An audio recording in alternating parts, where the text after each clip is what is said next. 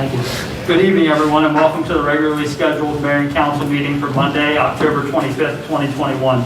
We'll begin with some housekeeping items by our town administrator, and then we'll move into a moment of silence and the Pledge of Allegiance. For all the new folks out there, and for everyone, I guess, on that back table to your right, there are face masks should you need one, face coverings. There is hand sanitizer out in the hallway. You'll find the facility. There is hot water, there is soap, and there are paper towels. And if you should need some water, there is a water machine out there with cups. Thank you. All right, please join us in a moment of silence, followed by the Pledge of Allegiance.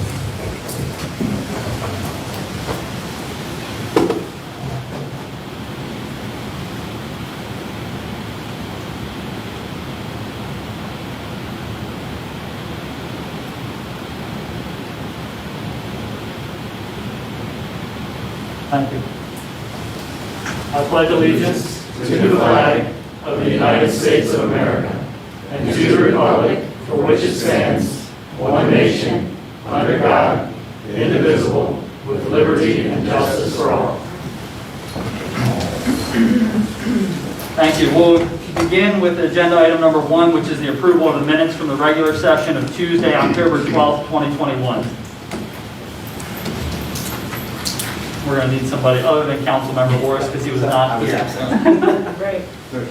I have a motion by Councilmember Purnell. Second. I have a second by Councilmember Burrell. All in favor say aye. Aye. All opposed? And let the record reflect that the minutes from our regular session of Tuesday, October 12th, 2021 passed unanimously with Councilmember Nur absent. Agenda item number 2 is a presentation of awards, and I'd like the Electric Utility Director, Tim Lawrence, to come up with me, and we'll present some to our electric.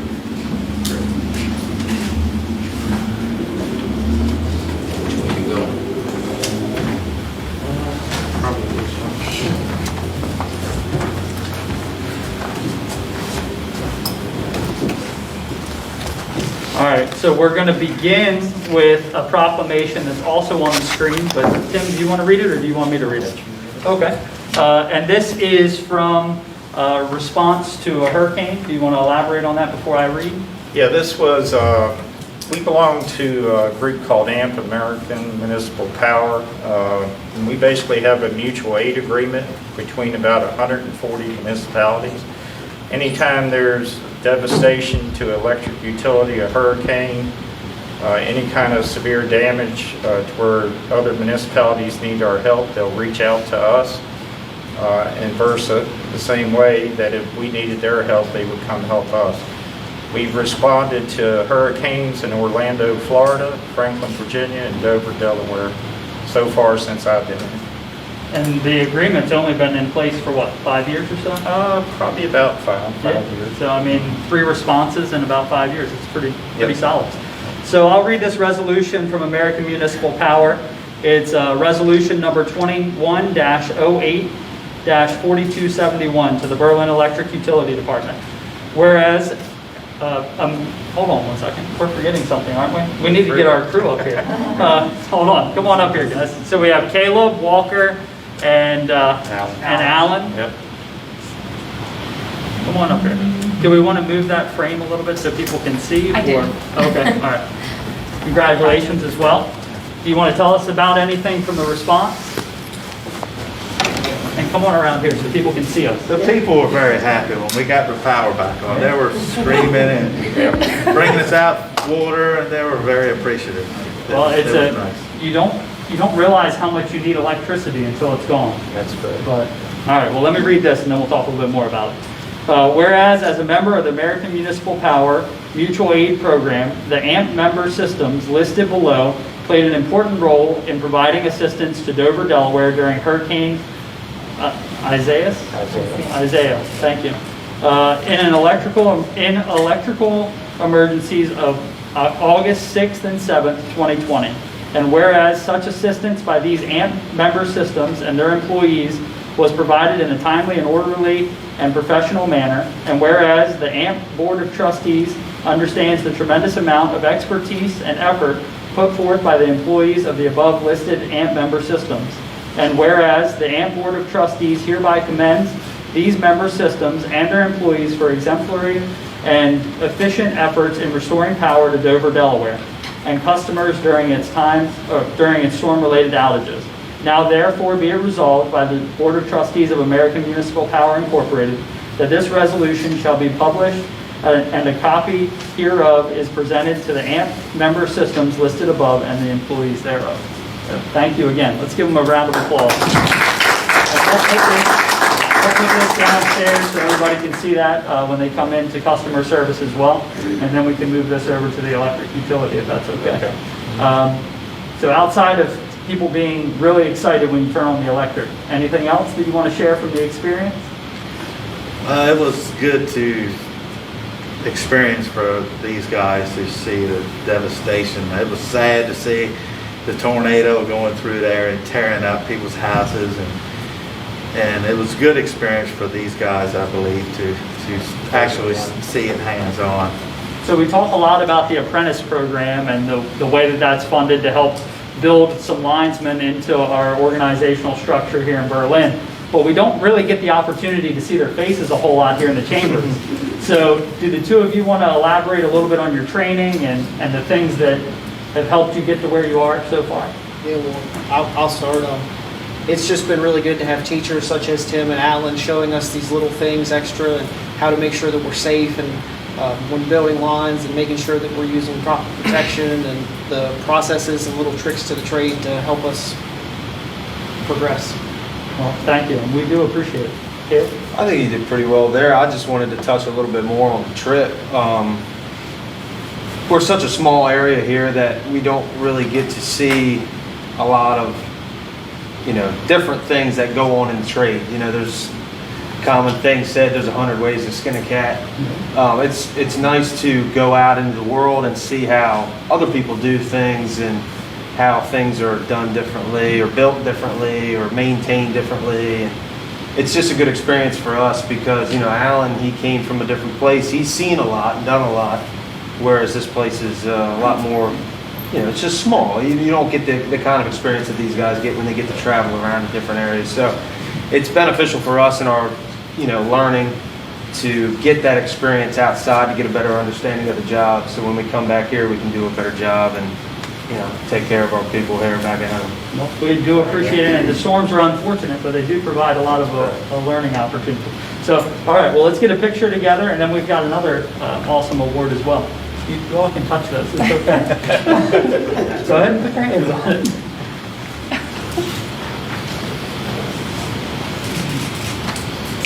Perfect. All right, one more round of applause.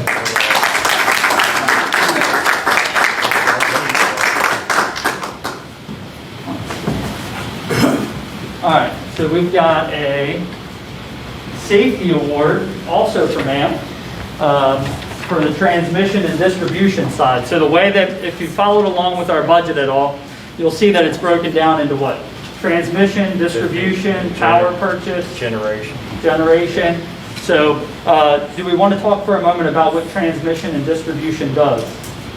Transmission is basically the power comes into our substation and then we step it down to a voltage that can be used in commercial and then residential both. That's the distribution side of it. That's where it leaves the substation, goes out through the town, and then we distribute it to the customers. The generation portion, that comes out of the power plant that's on William Street. We generate power during peak demand times, which helps reduce the transmission capacity charges. And all of the things that Tim just said are rather dangerous on a daily basis. That is correct. And this is how many years in a row that we've had the safety? I believe this is like the 4th year, I believe now. So I don't want to jinx us, but Yeah. let's keep them coming. Yep. So this goes to the entire electric department with transmission and distribution. That's correct. And we appreciate all of you being safe, and I know that you are integral in safety as well, Alan. So do you want to elaborate a little bit about the technique that you're passing along to the apprentice? Well, it becomes habit. I try to make it just like tying your shoes for these guys when they know that they go in the bucket, put the rubber gloves and sleeves on, and they keep your head on a swivel. You're always looking behind you. It's they're doing really good, and I couldn't be happier. We appreciate it. We really do. Yeah. What I'd like to talk about is the safety side of it, is what these guys learn every day out here. Our job that we do is very dangerous, it's very unforgiving. Like Walker, for example, he just completed step 3 of the lineman training program, and Caleb just finished step 5 of the lineman training program. That's 8 steps. They go through a lot of safety training in the school itself, and the book part work that they do and the hands-on that they do here for the town of Berlin. So, and they know that I'm very particular when it comes to safety issues. I stay on them all the time about it. Well, it's important. It really It is my job. All right, well, let's give them a round of applause, and then we'll take a vote. And you can touch this one as well. It's okay.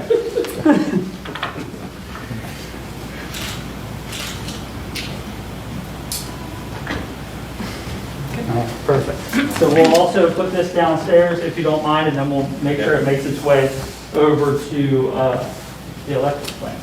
So now this one is one that we've kept under our hat a little bit. Yep. And I would like Alan to give this one if you don't mind. It's to Caleb for, That's for you.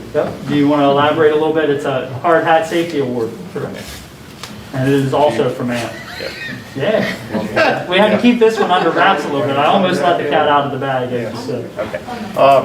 I'll start off. The Hard Hat Safety Award is basically every year I look at employees for the electric department and who I feel has done a outstanding job about being safe and watching out for others. Caleb is like part of the trainer that trains Walker, so he's got to look out for him to make sure he doesn't make any mistakes. Same with Alan, he looks out for Caleb, and Caleb looks out for Walker. Alan, I believe, actually got this award last year. Yep. Correct. Unfortunately, we couldn't do it in the chambers because of COVID. So I actually ended up nominating Caleb for it this year. That's why he didn't know he was supposed to get this tonight, so it was a surprise. But anyway, I nominated him for a reason, because he just got promoted to second-class lineman recently, and a lot of responsibility goes along with that. And part of that is training and make sure the other employees are safe. But I nominated him.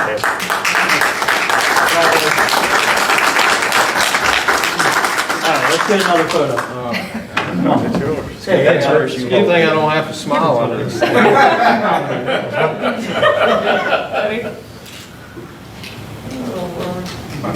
Perfect. Now let Yeah, you can keep that one. Yep, that one. This one doesn't get to go downstairs? How about this? If you want. We'll give it a tour tomorrow. Okay. And then on Friday, you can pick it up. All right, that sounds good. How's that? That works. Congratulations again. Thank you. Thank you. Thank you. Thank you. All right. So while we're on awards, let's get Jamie and Jeff. Yeah, you were integral in this. Come on down. So, what was it now? Almost a year and a half ago? Yeah, it was completed a little over a year ago. Okay, so this is for a project that took place over on Graham Avenue. It's an offline wetland. And do you want to tell us a little bit about the project? Yeah, well, we got an award from Maryland Coastal Base for help reducing nitrogen limits and loading into the bay. So we got a certificate for actually completing the project to help reduce the limits. We were able to do it over there because the town had extra land, and it was a win-win situation for flooding area and that. So it helped alleviate some of the problem, not completely, but it's helped offset some of the water. And it helped the overall picture of Maryland coastal bays with reduction in nitrates. Yes, and nitrogen, so. Right. Which is a rather important issue right now, Yes. especially in the Newport Bay. Yes, sir. And EA was also integral in this. They were there to accept the award also at the Maryland Coastal Bay's delivery of the report card. Yep.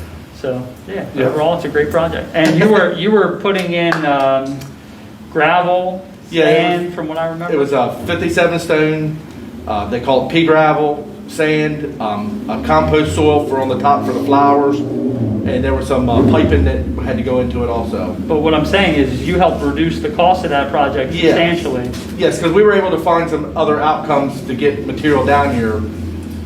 Because I was able to find a company that was hauling stuff up in Pennsylvania, so we were able to get material hauled back down at a cheaper rate. Thank you again. So- We appreciate it. No problem. Thank you. Round of applause for the. And I will say, I did a lot of it, but I couldn't do it without our staff, just like Tim. I mean, our staff helped out a lot on this. So And that used to be an electric, what was that, an It was electric? the old substation when it was 4 kV.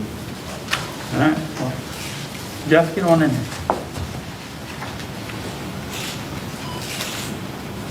Camera's going all off. I know, yeah, we gotta look at all of them. All right, here, congratulations. Oh, And we're gonna thank put you. this downstairs also. All right. It'll make it score and then over the conference. Jeff, come on up. And let's get Kelsey in here also. Last one for the evening, but a very important one. So Legit every year has a conference. Do you want to talk a little bit about the conference? Yeah, Legit stands for Local Government Insurance Trust. They are our liability insurance carrier.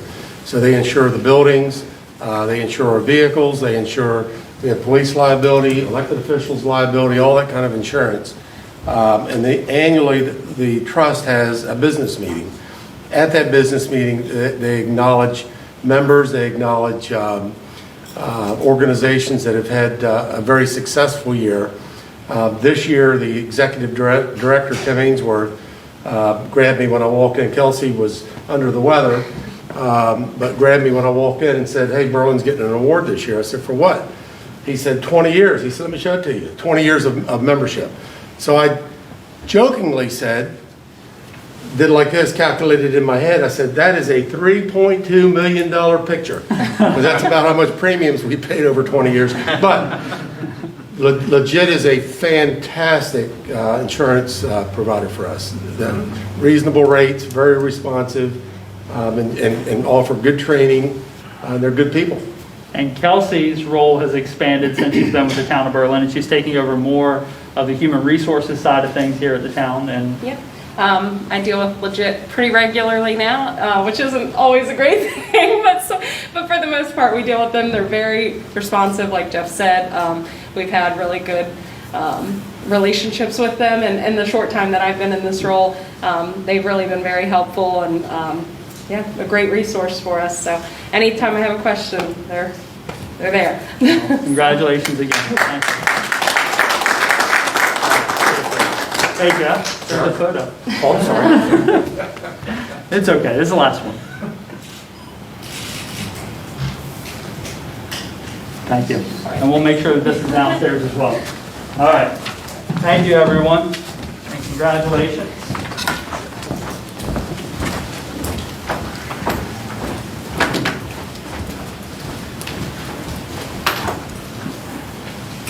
All right, up next on the agenda is agenda item number 3, which are 2 proclamations, and we'll start with November as Family Court Awareness Month. All right, Family Court Awareness Month, November 2021. Whereas the mission of Family Court Awareness Month Committee is to increase awareness of the importance of a family court system that prioritizes child safety and acts in the best interest of children. And whereas the mission of the Family Court Awareness Month Committee is to increase awareness on the importance of education and training on domestic violence, childhood trauma, and past separation abuse, and for all professionals working within the family court system. And whereas the mission of the Family Court Awareness Month Committee is fueled by the desire for awareness and change in the family court system while honoring the children who have been murdered and separating or divorcing parents. And therefore, be it proclaimed that the Mayor and Council of the Town of Berlin hereby declare November as Family Court Awareness Month and does commend this observance of all of our residents on the 25th of October, 2021.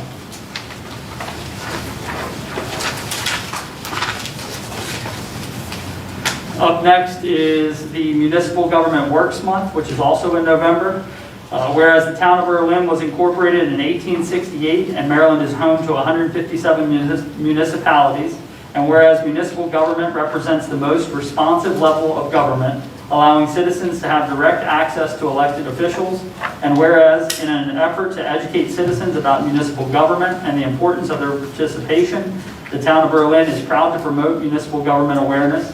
And whereas municipalities have enhanced the quality of life for their respective residents, maintaining natural and historic sites and structures, and helping to maintain Maryland as a great place to live, work, and explore. Now therefore be it proclaimed that the Mayor and Council of the Town of Berlin, Maryland, do hereby join Maryland Municipal League in declaring November as Municipal Government Works Month in the Town of Berlin.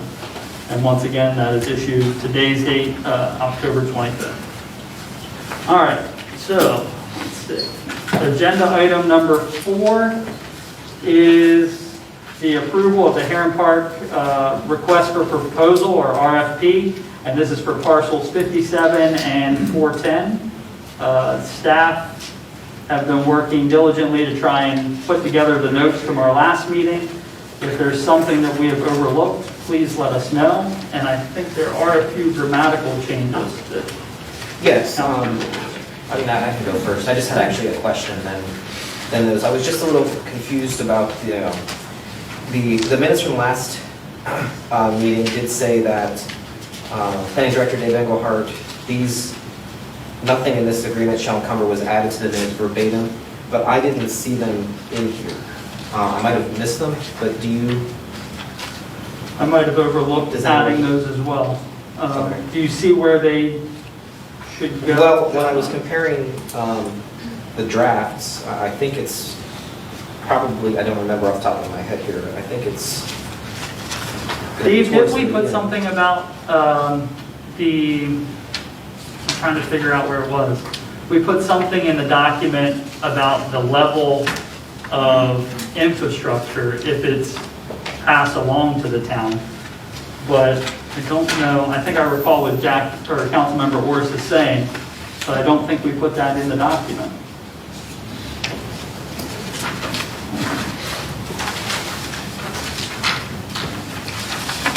Not sure what you're referring to. So you made a very eloquent statement during our last meeting. Well, thank you. And it was so well phrased that we wanted to insert it verbatim. I mean, I can read it. It's in, Yeah, do you have the? it's here.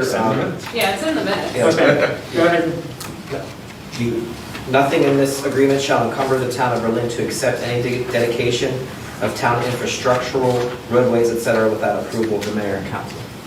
Okay, so let's, hold on one And second. I don't remember where that mean, was supposed to have gone. To be fair, I looked for those exact words, so.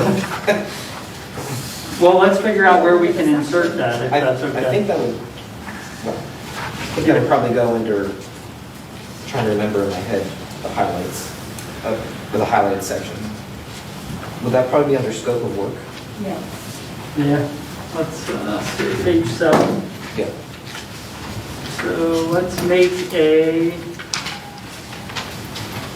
so let's put it under 1.6, and we'll do the addition directly from the minutes, and we'll make that an insertion as H, right? Under 1.6, right? Yeah, G is on page 8. Yes, So let's make it on yes. 8 and insert wording.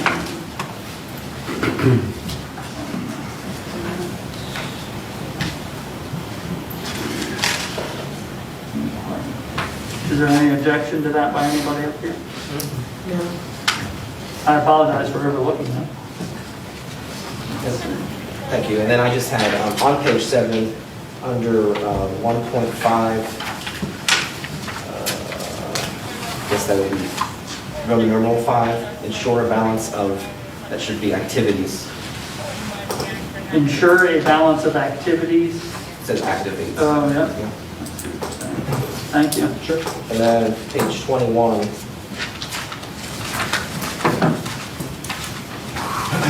Under, 21. sorry, I was going too fast. I did have some coffee. A shot of espresso. Under insurance requirements, F, second sentence, such certificates will provide that the town be given at, it reads lease, but it should be at least. Lease. Is it two?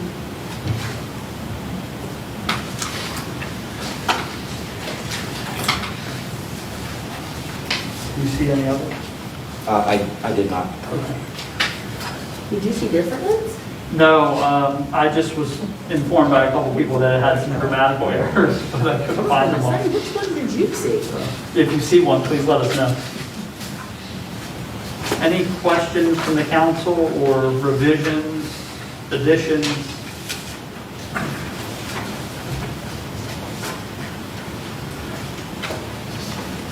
I'd like to point everybody's attention to the proposed posting, which would be Monday, November 1st, 2021. This is on the cover page, page 1. The pre-proposal meeting would be Monday, November 15th at 10 a.m. here in Town Hall. Site tour would follow the pre-proposal meeting on November 15th, and that would be to go over to Heron Park and take a look at those buildings and the site itself. The last day for questions would be Wednesday, December 15th, 2021. And then the town administrator and I were talking over the proposal opening date, which is where they would actually open the RFPs that were received.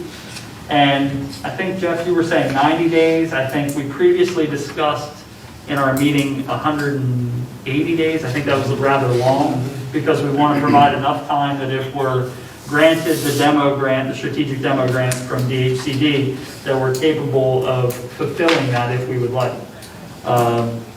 So I think that February was 120 days, which gives, with the holidays and everything, people a little bit of time.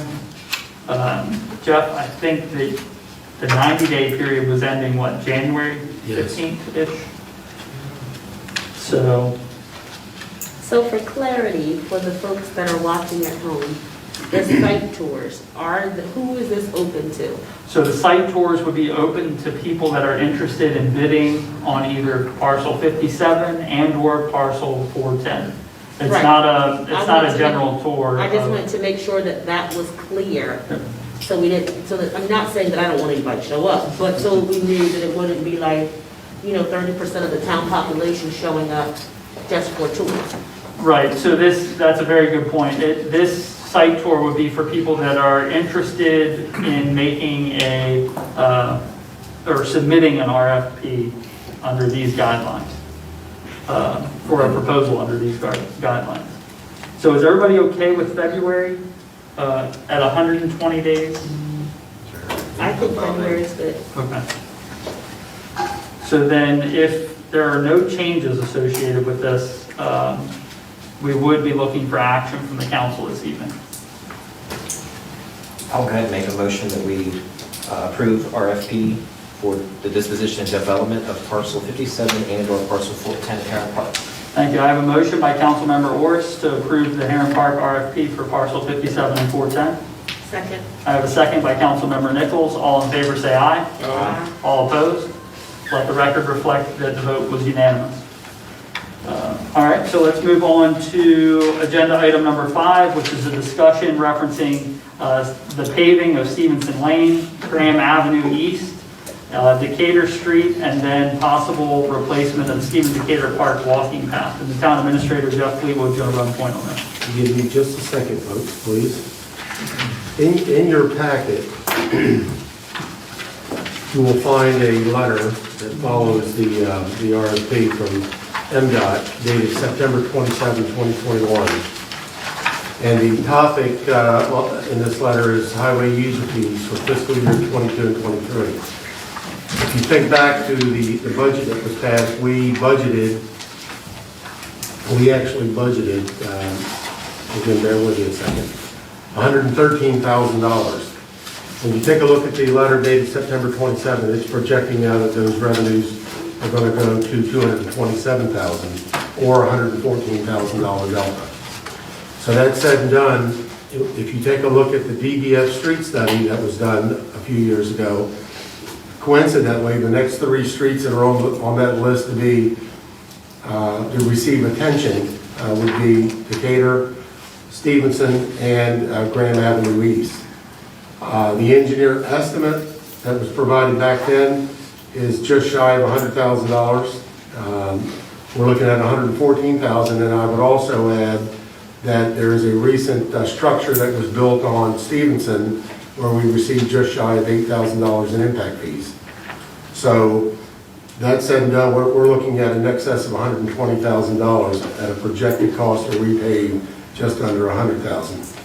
So I would like to move forward and, with your permission, and put together an RFP, which is pretty much a standard RFP for us, to seek bids to pave those 3 streets. And we're also asking to include the pathway. And I want to talk about that separate and apart. The walking path that's in Stephen Decatur Park, Mary, correct me if I'm wrong, but it is a scrap tire recycled path. Correct. It was Correct. done however many years ago now, I can't remember exactly, using scrap tires collected through the state scrap tire program. So that said and done, if anyone in here has taken the liberty to walk that path, you'll find at about every, I don't know, there's some long runs and there's some short runs, but you'll find where it's buckled, it's coming apart. There's no means to repair that.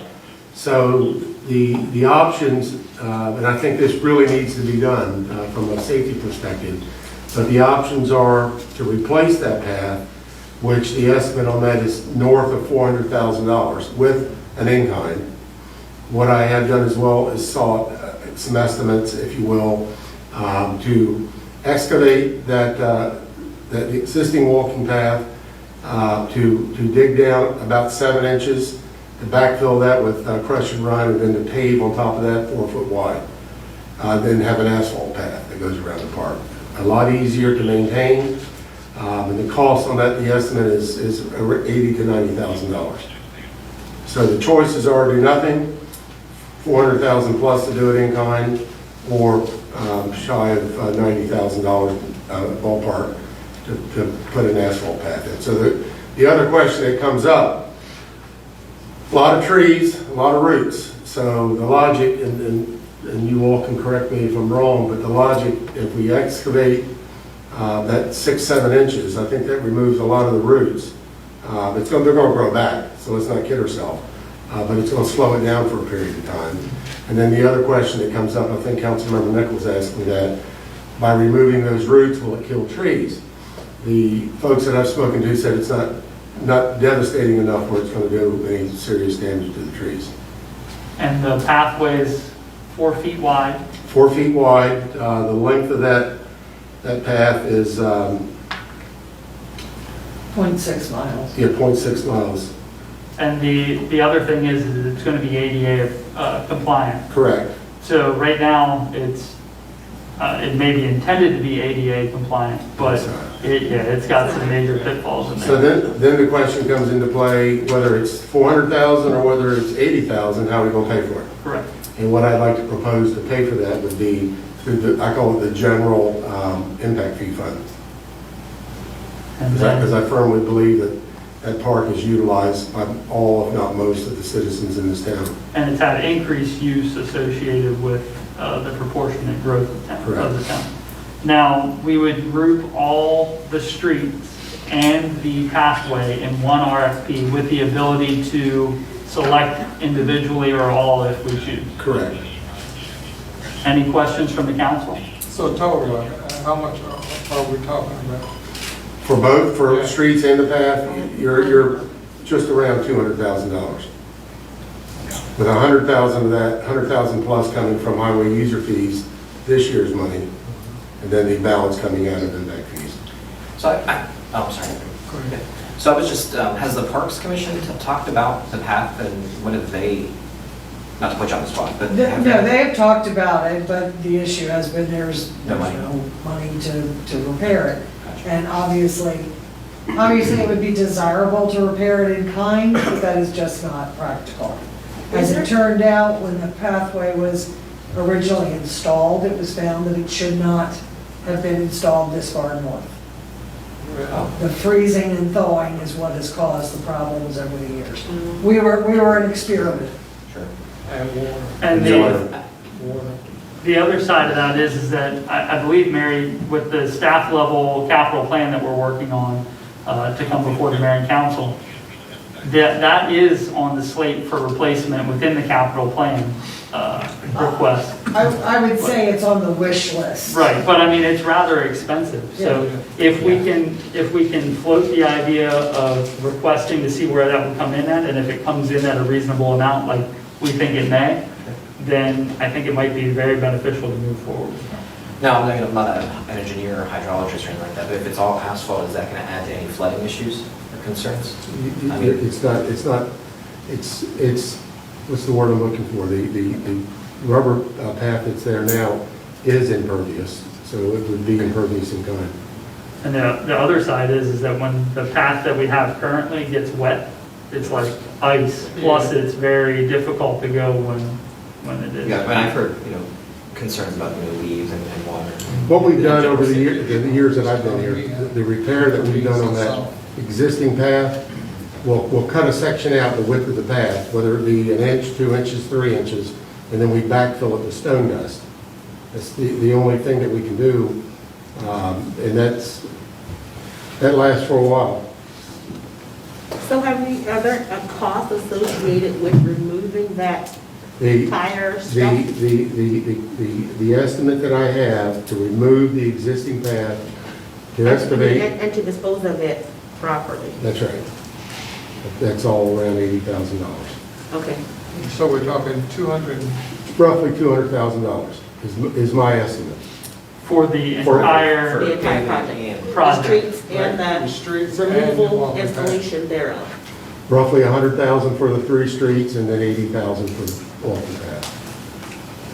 So with the streets, I'm sorry, I'm a little partial to that Graham East, because I literally walk on that street every single day, me and my children from school. But with these streets, the two that you've mentioned, Stevenson and Graham, well, Decatur too, would it be, I know that we haven't even agreed to anything, but in the process of doing those streets, can that be something that can happen if we get to that place on a time when we're not in school? Yes. Because that's used, Yes. you know what I mean? Yes. And this is also just for everyone, this is just a discussion item. Right, And that if we get there. Well, and if it's favorable discussion, then we would like to move forward with drafting another RFP for these items and then come before the council once again for approval. How much is left in the impact? 800,000? It's over 800. Yeah. I think it's a great idea, this way you save it. 100 from the impact fees, 100 from the revenue difference. Make a motion. Well, we don't need a motion, So- but do we? I don't The think we do. consensus is that you move forward Correct. with developing the RFP. Right. All right. All right, well, thank you, and we will draft that and hopefully have that before the council for our next meeting. It's not requiring any action other than consensus, correct, David Gaskell? That's correct. All right. Agenda item number 6 is also a discussion item, and that is in reference to the Branch Street Well Number 3 project, and the town administrator, Jeff Fleetwood, is going to run point on that as well. I placed in your packet a staff report, and I do want to publicly acknowledge that the last sentence on the first page, there is a typo. It reads, the preliminary estimate to install this needed new well, it should read $350,000. I missed a zero. So I want to make that known up front. That is an engineer estimate. So where we're at on this, if you've read the staff report, I had reported a few weeks ago that well number 3 has failed. It is offline. Well 1 and 2 are still operating. We did explore with DBF and with EA the possibility of grant funding for a well. Grant funding is available, but there's about a 12 to 18 month lag time before we could get that money. So in speaking with Josh with DBF, his recommendation is that we replace well number 3 immediately, but in turn simultaneously is to seek grant funding for a 4th well. And his recommendation to this body would be that a 4th well be drilled somewhere on the north side of town.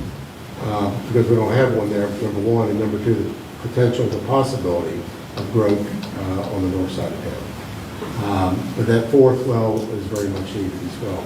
Because the town, just for everybody else, the town has 3 wells, 2 of which are active currently, well number 3, which is currently not in service and in need of replacement. And all 3 of those wells are rather, they've got some age on them, in other words. 1940s. Right. So in an effort to not end up in this position again, I think it's a very good idea that we also pursue that other well, that 4th well, yeah. And then we'll look at the other options as we proceed with some more time.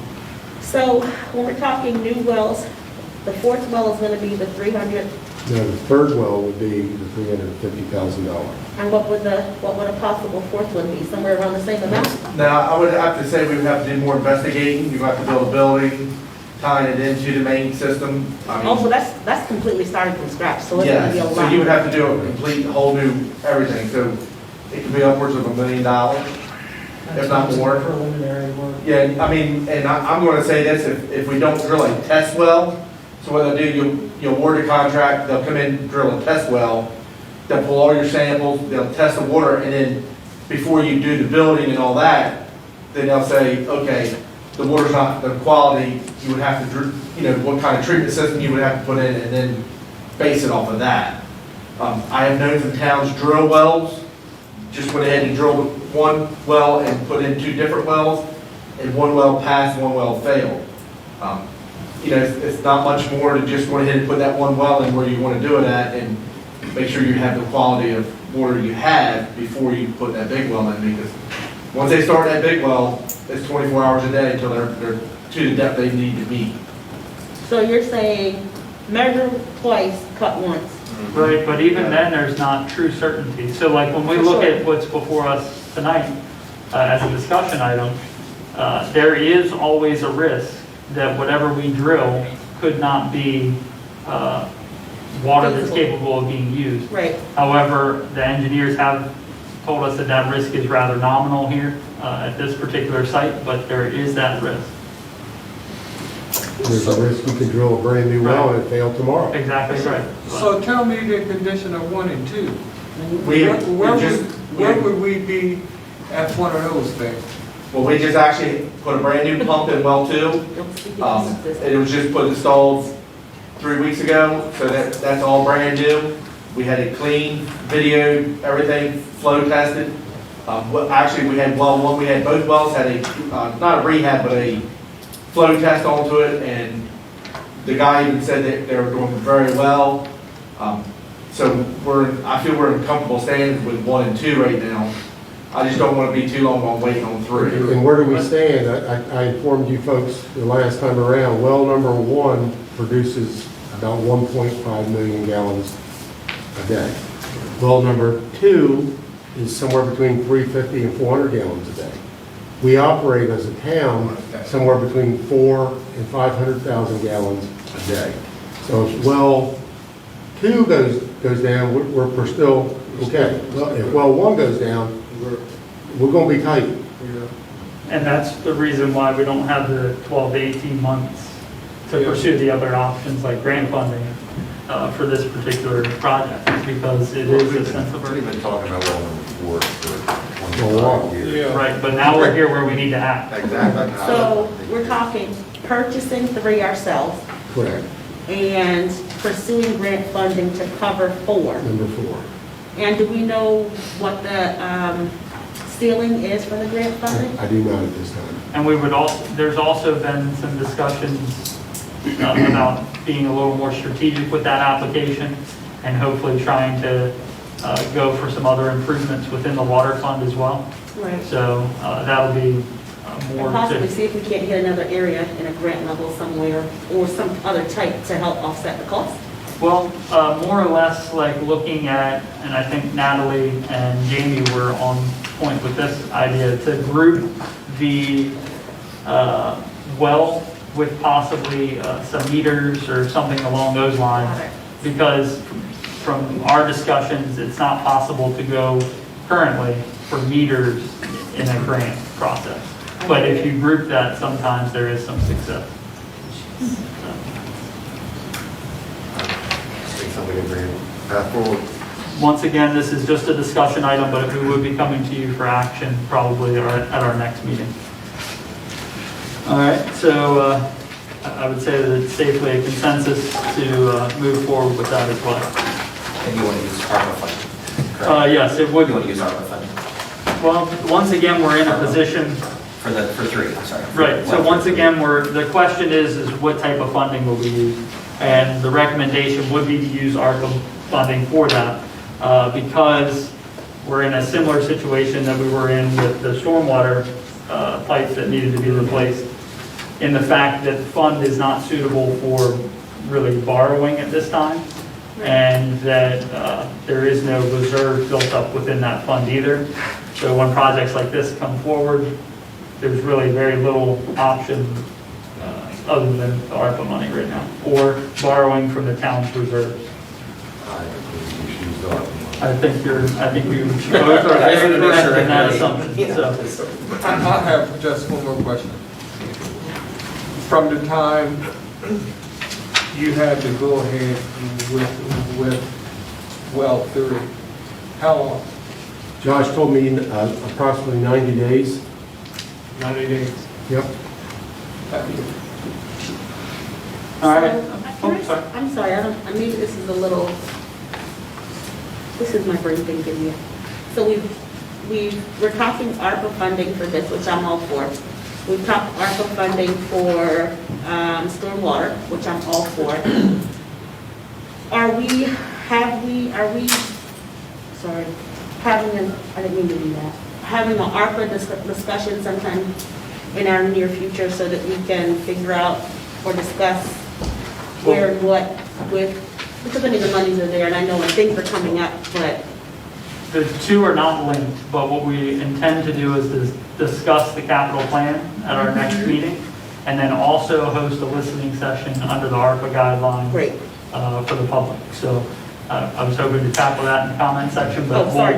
no, it's fine. We'll reiterate it as well. But yes, there will be an opportunity for public comment regarding the ARPA funding and a discussion about possible ways to move forward with that. Good point. All right, agenda item number 7 is the Berlin Fire Company and Berlin Emergency Medical Services quarterly presentation. And we have President David Fitzgerald and Chief R.J. Rhodes here with us this evening. Come forward if you don't mind.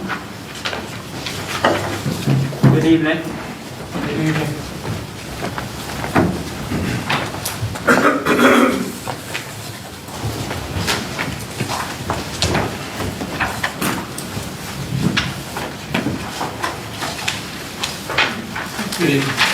Just introduce yourselves. We know each other, but just for everybody watching at home.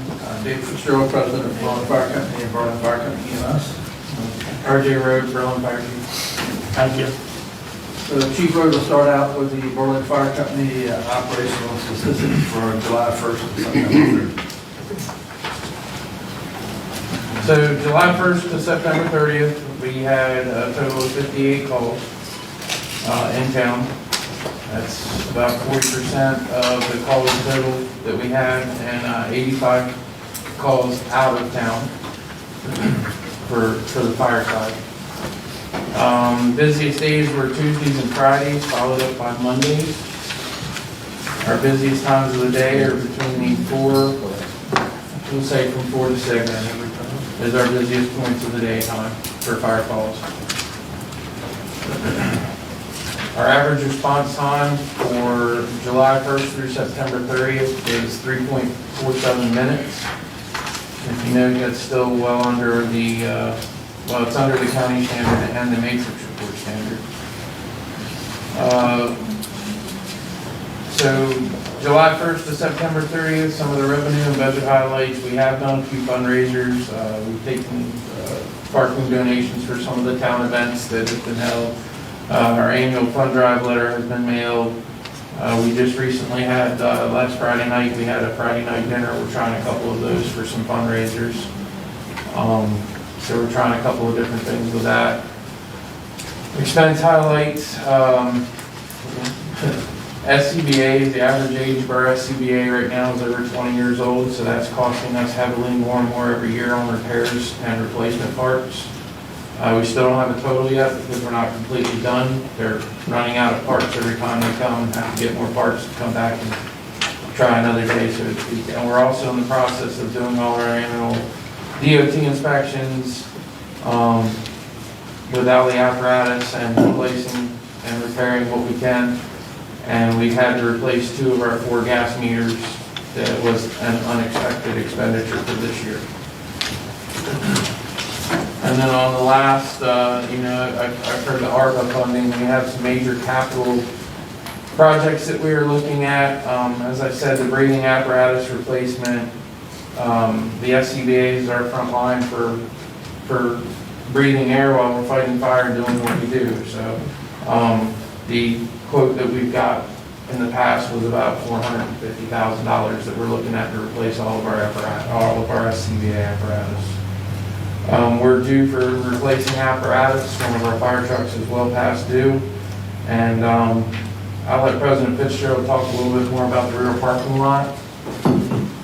So just, Mayor Tyndall had seen me a couple times at several events and asked to make sure we were bringing to the mayor and council some of our ARPA requests, surplus fund requests. So Chief's eloquently covered the first 2. And then one of the items, the rear parking area that we open up for town events, utilize it when we rent either the conference center or the banquet facility. It's just a approximately 2 acre grassy lot back there. If we have any rains prior to an event, we cannot open that because that will be tow trucks coming. So one of the things that looking into ARPA funds was infrastructure, economic development, things like that. So that was an idea that we shared with our membership and got their permission to add to this request. We don't have an estimate of currently what it would cost to do that. Davis Bowen and Fresnel is reviewing that. I did get an email today that they are still reviewing that because they have to do stormwater management and that type of thing. And then there is one little caveat. There's an 18-foot wide piece by 220 feet approximately long that we don't own. The county commissioners have given their preliminary approval to deed that over to us. That actually belongs to the property that the library has. It goes back to the 1900s, and then Harrison Avenue went through and divided that. So they have no objection at this point to deeding that over to us. So that, of course, as David Spartan explained to me 2 weeks ago, that the more land we have, the better off we are land has. So that's one of the things for you all to ponder, the available funds to help us with these capital expenses. So with the lot, what is it that you're hoping to do to it? Did you want to? So we would blacktop it, Okay. so that way it could be open no matter what the weather permitted. When there's town events or events that the fire company is going to have at the conference center or the fire banquet hall, we wouldn't have to worry about weather. We use all the time. Would you be open to allowing that to be open all the time as overflow parking? That's something fire company would have to discuss, because if it's open all the time, then we have to discuss the constant use, repair, maintenance, and abandoned vehicles and things. But I certainly think we would be open to that conversation. And we have similar agreements in place with some of those faith-based organizations. So now, would you be looking to do like donation parking like what you're doing currently in your lot? I think we discussed that at our membership, we would probably still continue that for large town events, because when we pave it, as Mr. presented to you tonight, we're going to have upkeep and maintenance. So that would help us generate some sort of small revenue to go back toward the striping and the blacktop, and they'll have to be done every so often. Do you think you'll have that quote before November? Yeah, but we would need it before the 5th probably, right? What's Wednesday? All I can do is inquire to our engineer. Yeah, if you don't mind, that would be really helpful for us. Can you get that date again? It's the Wednesday before the 8th, so I'm trying to think, that would probably be the 3rd. It'd be the 3rd. Okay. That's That's really pushing it. If not Okay. before the 8th. All right. Third is our primary, 8th is our alternative. Correct. Yeah, I'll talk with them tomorrow. Thank you. So when they roughly give a price, would they be able to tell you in that how many spaces roughly you could pull out of this? Okay, They good. should be able to tell us that. Well, with your current parking that you have, forget the back field for a second, do you fill that up frequently? The front part? Yeah. We do not have enough space. We have the hall upstairs, hold 336 people per fire marshal. You figure 2 people a car, we do not have 150 spaces. We have about 50 some, and about 20 some at the conference center. Because do you fill it, forget the capacity? Oh yeah, we fill it. They're parked out on the streets, they're parked on the grass, they're parked all the way down to the mill. If we have big events, they're parked down. Even a small wedding will fill your Yeah, lot. well, if you rode by yesterday, just the conference center was rented. The parking was full between the fire headquarters and the conference center was full. There's only a few cars on the, my direction, north side, and that was just a small baby shower rental on the conference center. Because we can hold 90 people in there per fire marshal. And the other side is that you have to keep spaces available for members to come up. We always have to block off the first about 10 spots so the members responding in place. So we're not leaving our vehicles out on Main Street. So how much, is it just a donation or is it like a $5? We just donation, we don't staff it, we put in a box out front, we put it on the sign, and all of our little yard signs, if you will, they say donation, please put donation in the box. So the only other question I have is with the railroad track cutting between that, I know that the railroad isn't being used at all, but is there something safety-wise or whatever that has to be done so many feet away from the railroad track and all that other? Yep, so we could not get into the railroad right away, just like we can't now. We make sure people don't park. If you drive behind our fire station, you'll see, I call them the delineator post, like you're out here on the highway. So we would have to do the same thing, either a fence or delineator post, and we have to watch it now, even with the grass, that people don't come up. And then barricade has to stay there. It's not an approved crossing, no flashing lights, nothing like that. That barricade will remain there. Don't cross. Every time we drop, that's for an emergency or something, we need to get across to do some maintenance. So they're not gonna have to add something, if they blacktop all of this, nothing additional cost-wise is gonna have to be added to barricade, you know what I'm saying, to keep the distance or whatever between the railroad and the. We'll have probably parking bumpers or some sort of roll curb. Got it, I didn't know. We'll let Davis Bowden and Fidel see what's the most cost effective, whether it's a blacktop roll curb, keep people from pulling forward, or parking bumpers. I'll let them. And the entry and egress for that would be Harrison Avenue. The current egress off of Harrison Avenue, unless the engineer sees something that brings to their engineering attention that we need to move. Now, in our discussions about the requests, I think we didn't have specific items, but we had talked about the fire company making requests to the county as well as the town. Is that why we're seeing a 50% cost for the breathing apparatus? Yes. And then I think in some previous discussions, you presented a capital plan for replacement of your apparatus. Can you send that to me if you don't mind? Yeah, we're due for that. We'll be meeting the next few weeks because you're due for an update per contract. If you could send that to us, preferably before the 8th would be helpful. We'll have to send you the last one. That's fine. And then just, if it gets amended, just make sure we have a copy of that. Thank you. All right, sorry, I wasn't able to attend, I'll get through the EMS. So EMS calls for the quarter, 337 calls, 51.9% of those in town. There's 337 calls in town, 312 out of town, 48.1%. The transport's 216 in town, which is 64%, and the non-transport's 121. Out of town is 164 transports and 148 non-transports. Business days for the ambulance, emergency medical services, Monday, the second business day is Friday, and the business days are in the afternoon, basically from 3 to 5, with 4 to 5 being busy. The response times, 0.97 minute average, so it's a little under a minute. And this includes the second run late time and third run calls. It is important to note this has gone down about 0.5. That's because the county has funded us $115,000 additional supplement this year, and we have hired 2 additional emergency medical technicians. So now during the daytime, We are staffed with 4 people, 2 full crews. At night, we still require volunteers. So if you're in the nighttime on your second call, it's going to be our volunteer staffing or another company that's going to come in and cover the call. We're still under our 60-second time for staff station per the matrix report. Revenue, budget, no significant variations on the revenue so far for EMS. Councilman Member Nur is not here, but I do want to thank him for his pursuit of something that we've been trying to pursue for several years. The Ocean City Paramedic Foundation solicits to a large area in the north end, which does impact our EMS financial drive. They do that in the summer.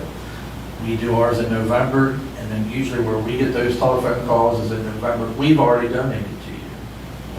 No, I'm sorry, ma'am, sir, you have not. You've actually donated to the Ocean City Paramedic Foundation. He is going to propose to them, because it doesn't only impact us, it's Ocean Ponds, and because they flood the north end everywhere. He's going to propose a bylaw change in their organization so that they can donate to other than the Ocean City paramedics. So I want to thank him for replying to our concern, because he's on the board for the City Paramedic Foundation. I understand why he can't be here this evening. The note I just made at the county provide the 115 additional. We've hired those 2 people.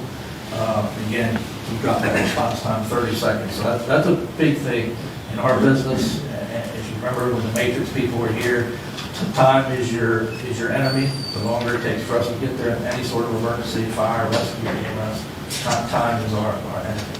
So just by hiring those 2 people, 30 seconds has come up our response time.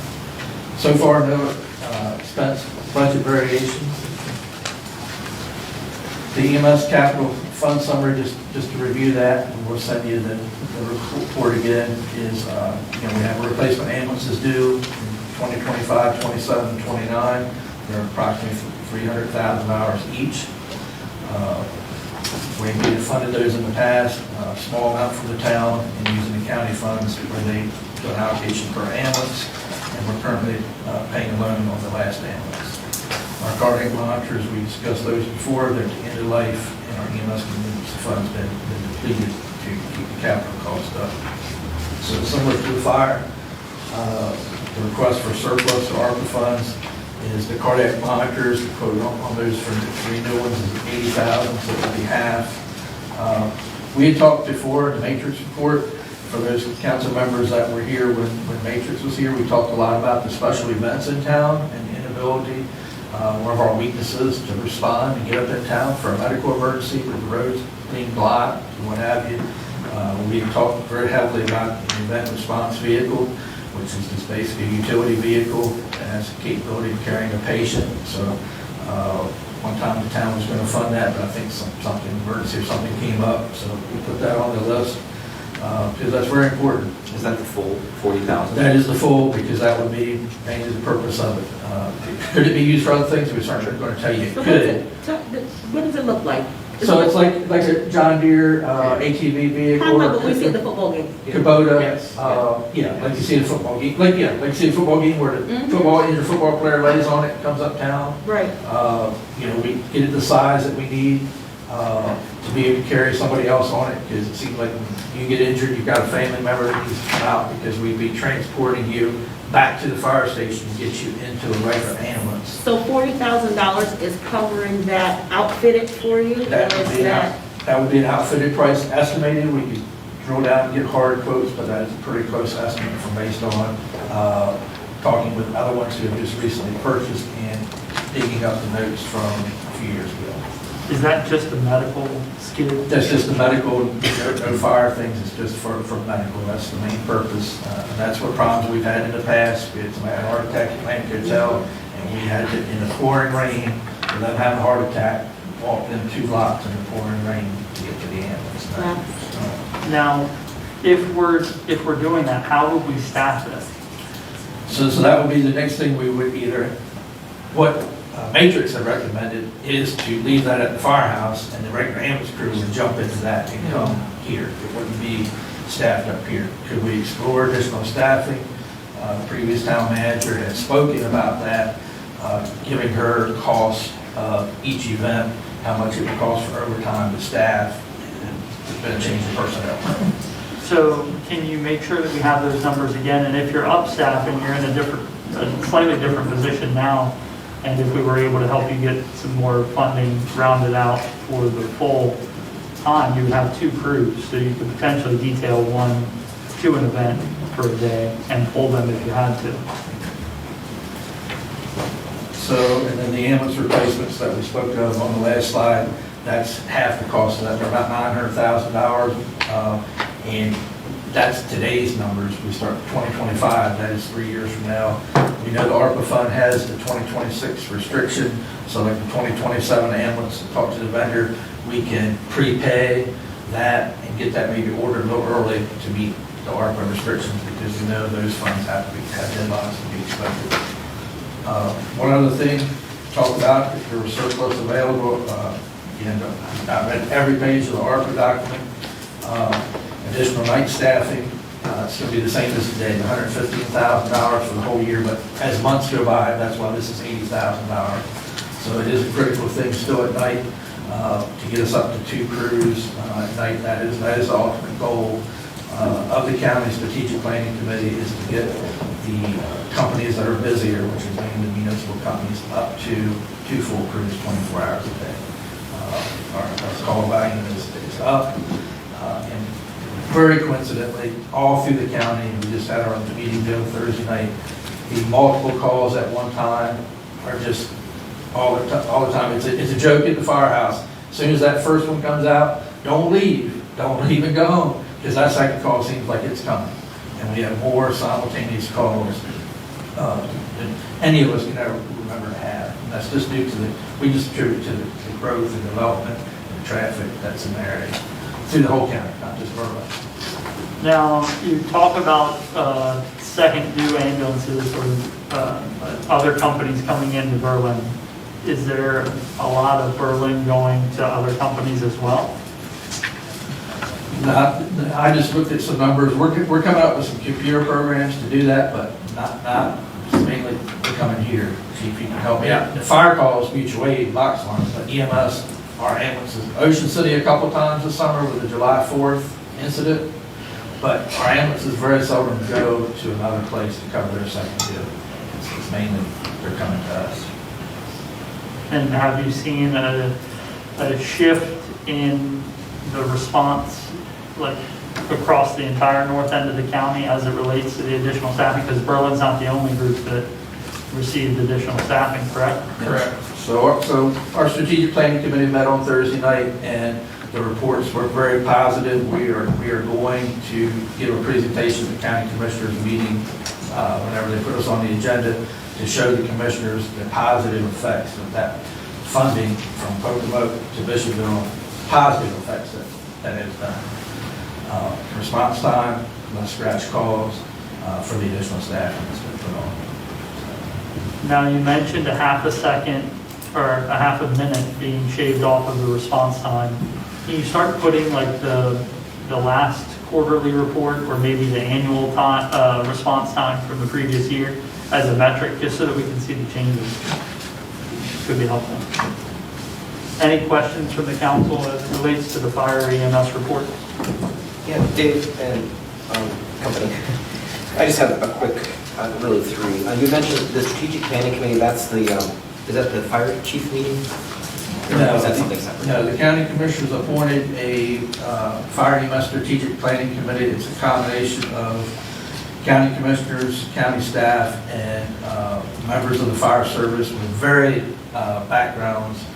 Fire chiefs, ambulance captains, people have business background, government background. It was picked by person, not by position. And the purpose is to look at strategic planning for the county's fire and EMS. And you said you just met last week? Or they met again last week, yes, last week. So the ARPA potential requests from the county and from the town, does that require like a formal letter, or is this your formal letter? I can put it in a formal letter. I'll put it in a formal letter. Okay, thank you.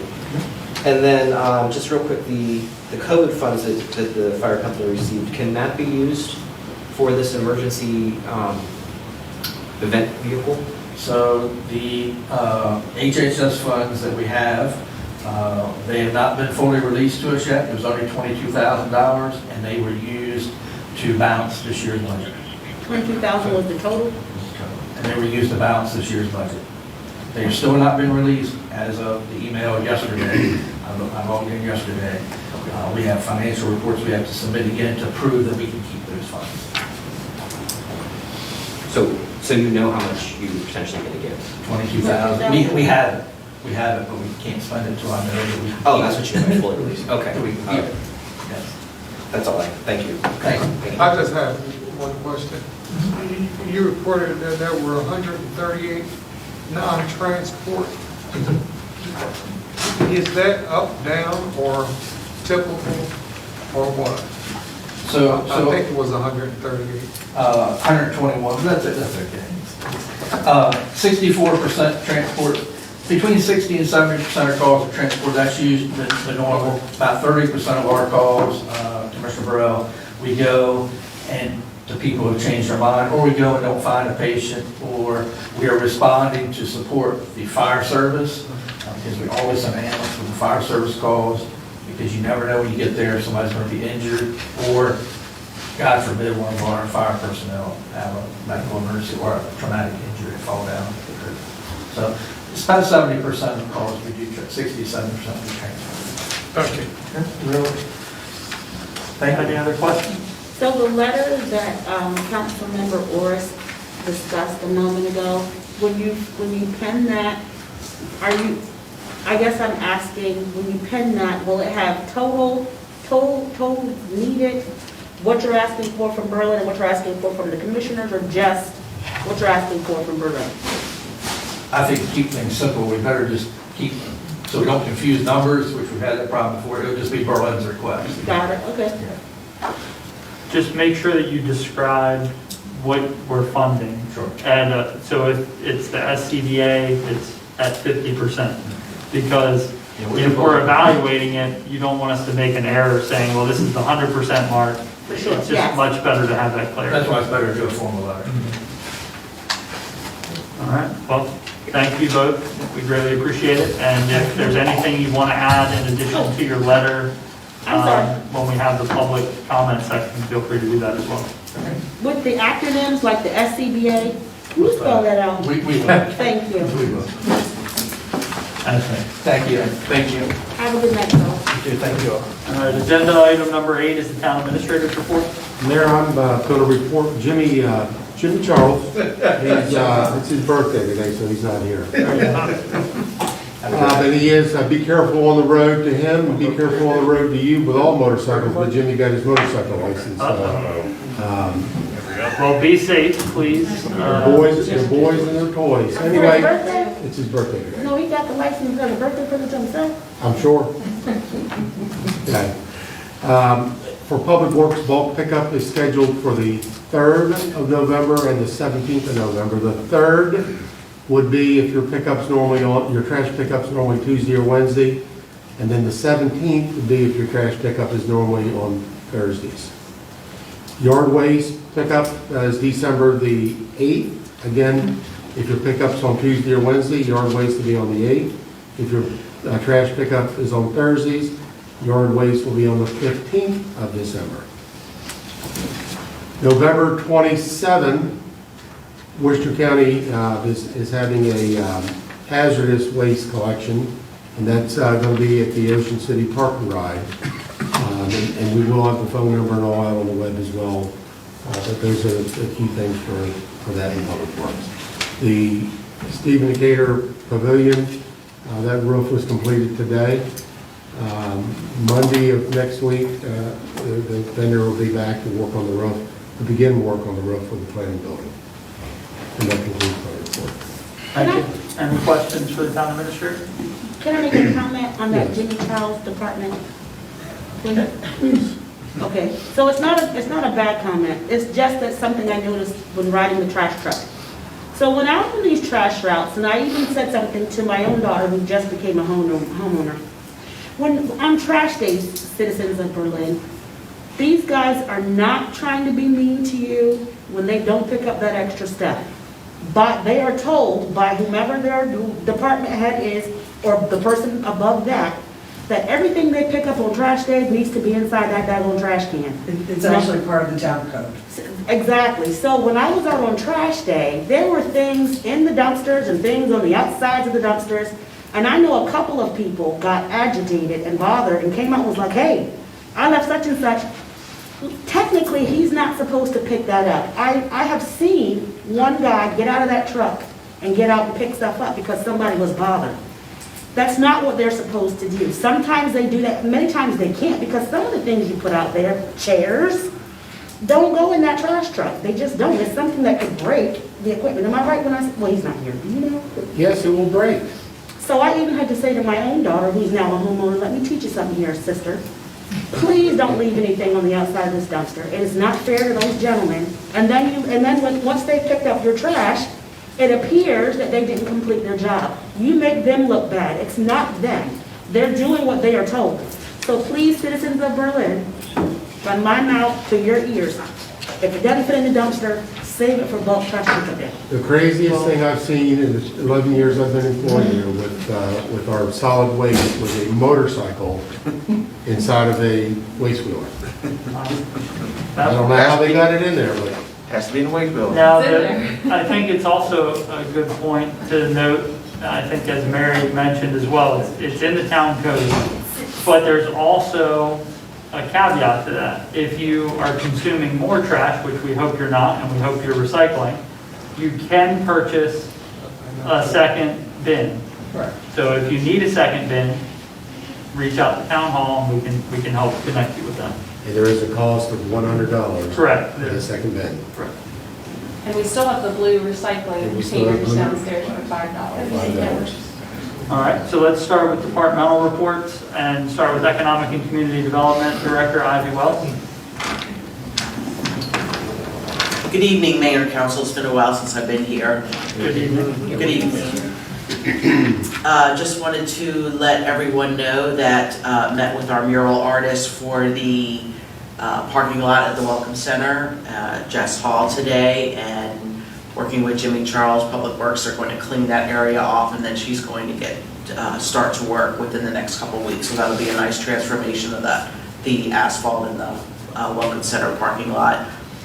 Also today, Alan went and picked out, didn't get it yet, but he went and picked out our beautiful 20-foot tall real Christmas tree that will be delivered sometime next month. So it's a beautiful tree, and we work with a farm that we actually tag the tree for next year when we go out and get this one, and then the farmer actually maintains it all year, makes sure that it's doing okay, keeps it trimmed up nicely, so then when we get it for next year, it'll be really beautiful.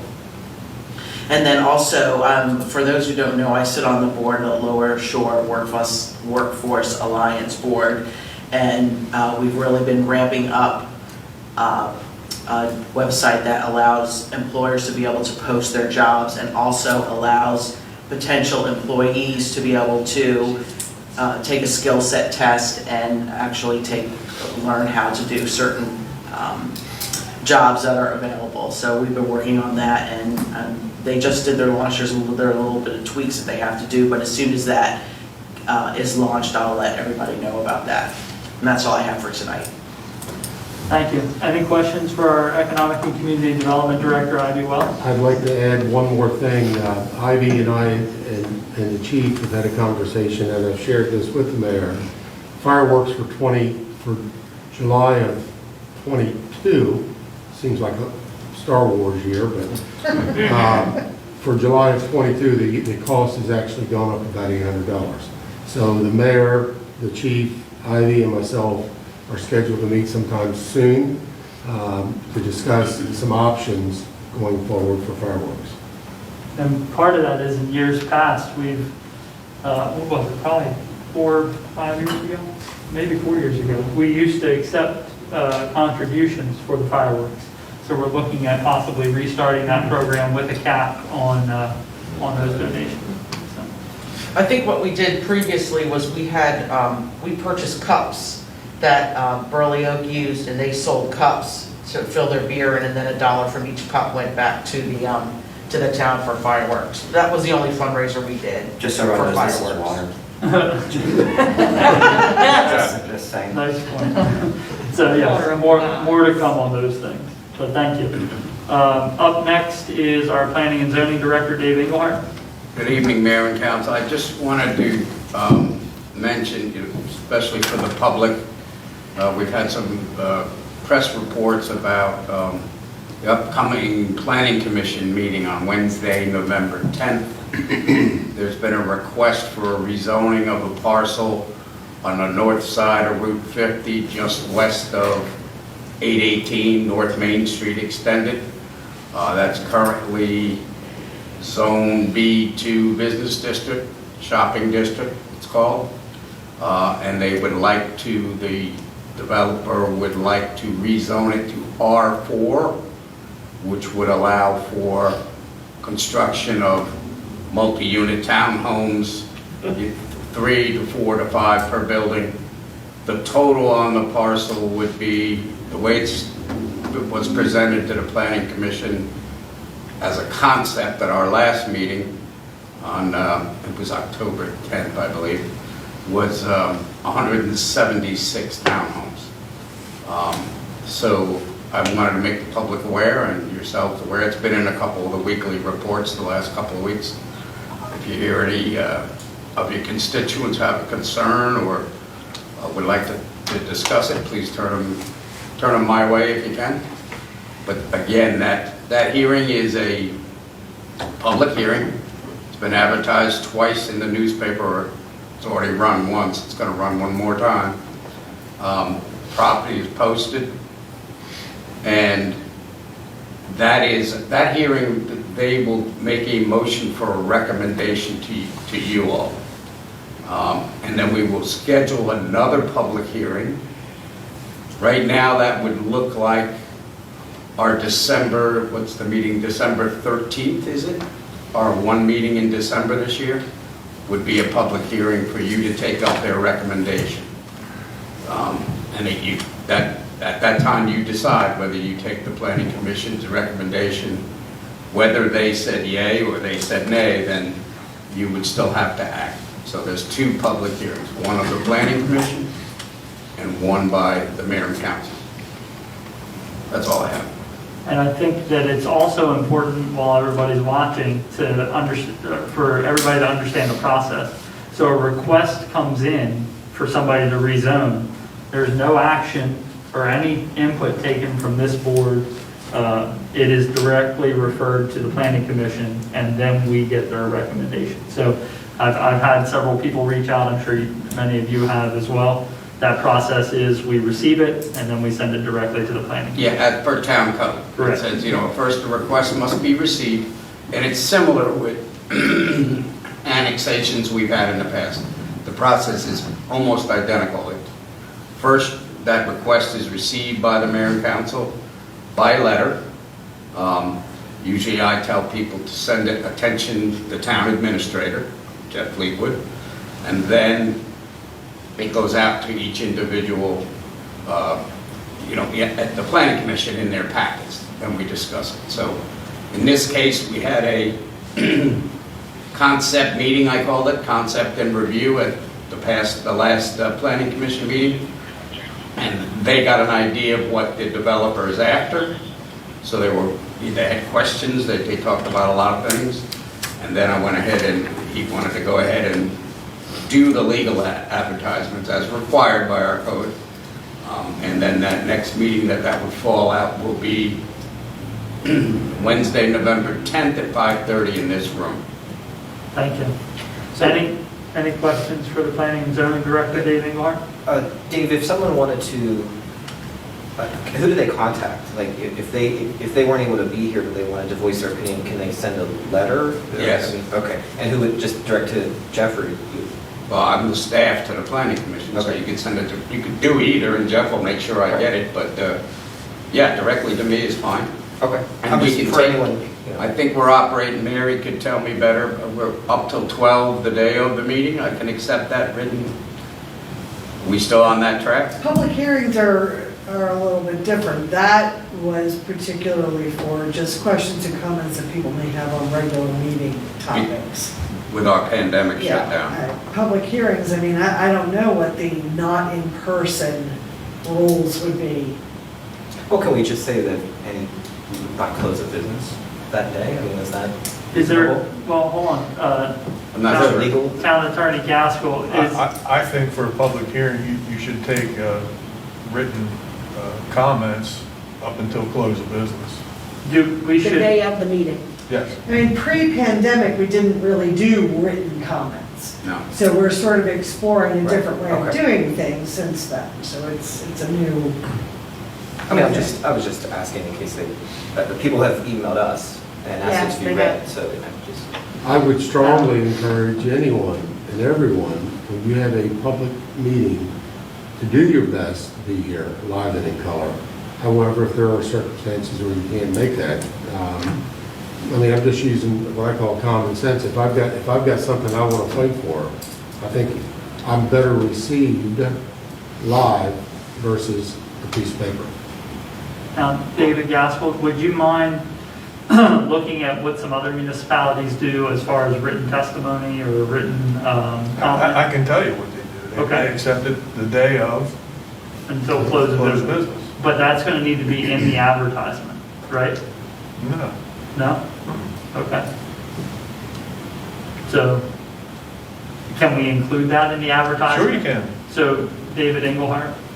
It's already run. David Engelhardt, yes, I'm saying for when, Future. for the mayor and council public hearing, can you please say that we'll accept written comment or testimony up to the close of business the day of the meeting? Please. Preferably be here if you can, but. Right, but I mean, for those if who we're may gonna not do be it, we able should have a process. We don't have any limits on house capacity right now, right? Because I mean, I'm only, well, I mean, I hear that. Other than fire marshal, we're not limiting the number of people that are allowed to be in here other than what's on the fire marshal. We're not We're not, down to 16 or 20 people anymore. we're not. Right, I was just making sure because there have been, I know I've received many comments, messages, emails, phone calls, because I don't have voicemail, from people with their comments on what their take is. So with you saying common sense, which is not so common, and many of us cannot be present because that means bringing all of our children, and you know from prior experience, you do not want all of my children in this building when I'm trying to give you public comment. So, for those of us who cannot be present for whatever reason, you have until that time or email us, and I will gladly print that email and bring it right in here with me.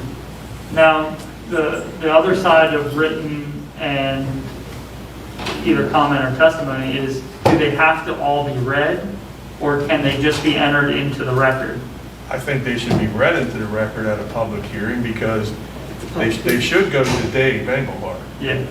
If somebody sends you something, you got to get Send it it to to him. him. Correct. Because it's a public hearing, they should be read into the record, because if not, I mean, you're really missing out on an opportunity to put that into your decision-making process. But for the advertisement that goes out, please make sure that they're either sending it to the info@berlinmd.gov, or that might probably be the best route for accepting that testimony, and then forwarding it over to Dave. That way it's in one central location. Because if you send it to one of us, it could end up in a junk file or something like that. It needs to go to one central location. Well, yeah, because it should not be sent to any member of the council. Correct. Because you guys are the decision maker. Correct. It would be inappropriate for you to receive evidence outside of the hearing. So when they're sent, like, so what we've received now, do we forward or do we tell them, please forward the comment to? We don't forward. You're saying for us to say to the person who has sent it, please forward your comment to. There should be if you all have a central email, info@berlin, that's where they Right. need to go. Okay. Correct. Just to further complicate things a Go little. ahead. I think when people call you or email you directly, they're letting you, their council member, know. For sure. So you have to then weigh, is this to be part of the public comment, or is this for my digestion and And you can also, like, if somebody reaches out, to Mary's point, if they want it to go into the record, they need to send it to one central location. If they're trying to reach out to you as your Well, representative. that's the verbiage, that's the verbiage. If you want your comments to go on public record, blankety blank blank. Well, and, you know, at a public hearing, you guys are acting in a quasi judicial capacity. For sure. So it's inappropriate for you to take phone calls. It's inappropriate for you to take emails. So when they come, I mean, I can't stop the emails from coming. Well, somebody calls you to say, look, put it in writing and send it to Dave Engelhardt. info@berlinmp.gov.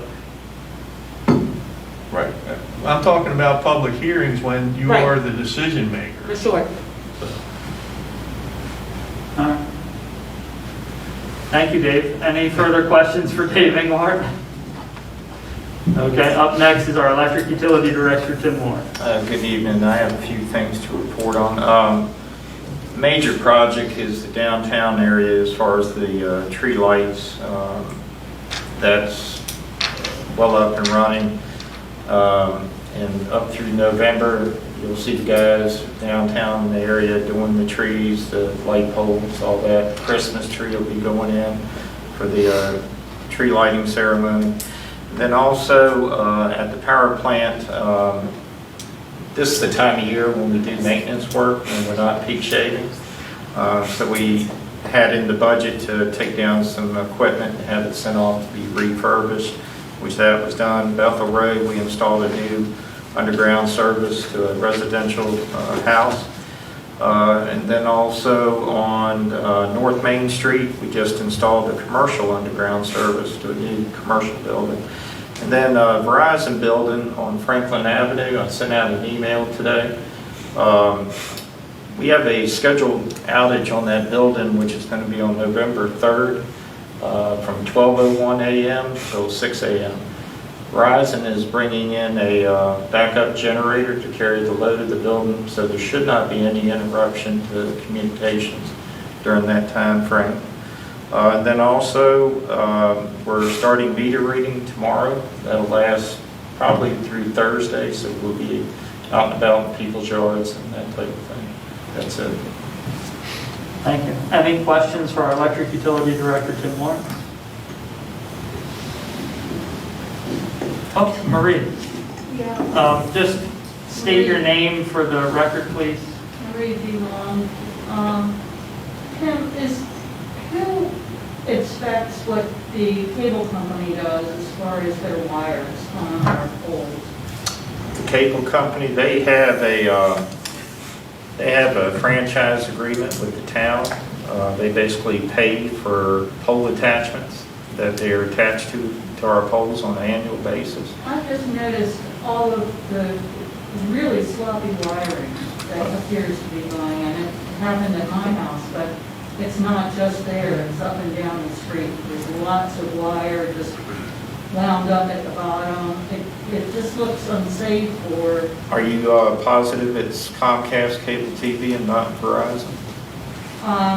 not in some of the places, but I know mine, it was Comcast. Okay. Sure, and I'm pretty sure it's them just because it's the same type of wiring.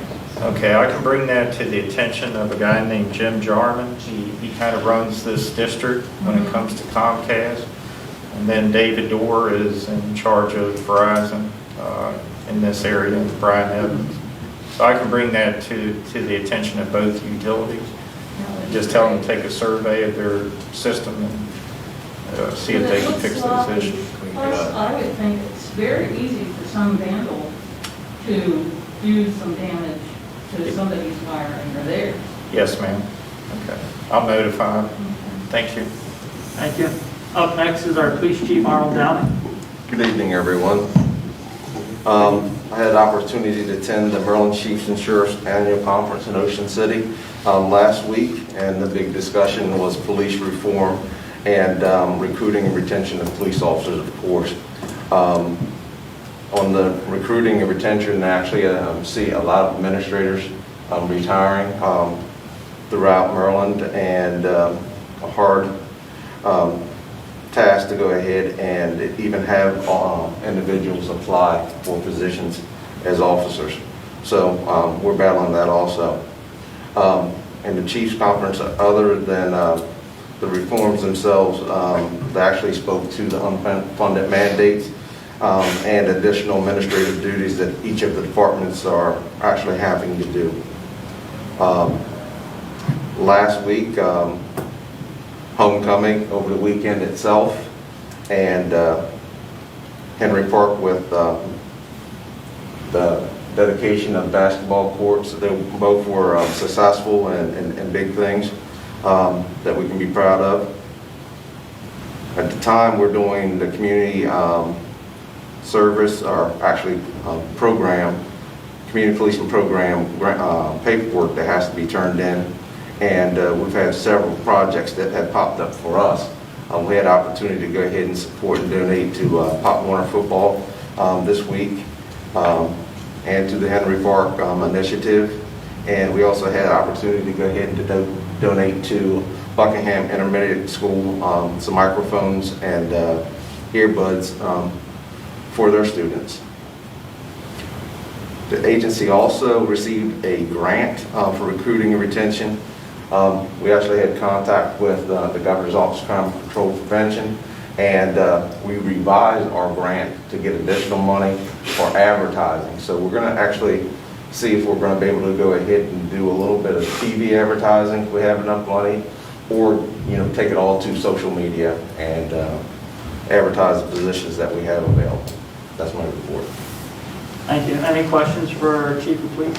And how many positions do you have? You mean available? Yeah. One. With another one possibly coming real soon. Well, we at Berlin Intermediate say thank you for the donation you made for the earbuds. We need those. We appreciate it. Thank you. And we're very happy that you guys up there reached out and asked, again, when there are community projects that need to be moved forward and you need assistance, Berlin Police Department's here. Thank you. Up next is our town attorney, David Gassler. You got anything? I do not. All right, thank you. Any questions for David Gassler? No, you've already put us in our place, but thanks, Dave Gassler. We appreciate the invite. We really do. Up next, our Finance Director, Natalie Slay. Good evening.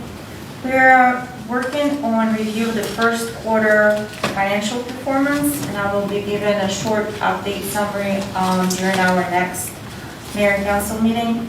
Also working on outstanding little things with PTS and Company as they're finishing their fiscal 21 audit. As the time goes by, we're starting to plan for fiscal 23 budget already, and I will be working on the schedule very soon and organizing some meetings going forward.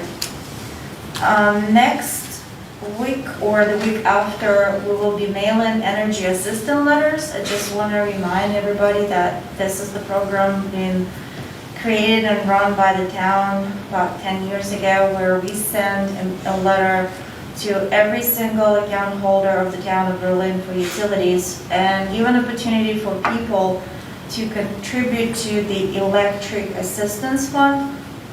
Those contributions go into a separate bank account, and the town will match dollar to dollar up to $10,000 and distribute to people who are in desperate need for utility assistance for electric who qualify for SHORE-UP. I would like to remind all the citizens again that SHORE-UP assistance is still going strong. Nevertheless, that we received some COVID assistance money for electric assistance. Not all of the accounts been touched and still have outstanding balances. So people who have an opportunity to fill applications submitted to SHORE-UP and qualify for assistance for electric, please do so. If you need assistance or have any questions, please call Town Hall Customer Service. They will be gladly and happily assist you to fill out the application or direct you to a person who can fill application for you. It's either in English or Spanish. Applications are available. There are also assistance available through the state for water and sewer bills, utility bills, and the rental program that State of Maryland conducts. I also have a reminder that upcoming for the next meeting, we have a session with Jen Holloway to review water and sewer evaluation. That'll actually be done as a separate work session on Yes. November 1st. I also would like to ask, create a certain plan or brainstorm a plan to talk about ARPA money. It seems like lately we've been talking about ARPA money in general, but we need to develop a strategy and the plan of allocation of ARPA money. As of right now, we have received a little bit over $2 million. We have not received the full allocation as of Town of Berlin. There are certain reporting required from the Town of Berlin that I will need to submit on our behalf very soon, where I would need to describe what we're planning to do.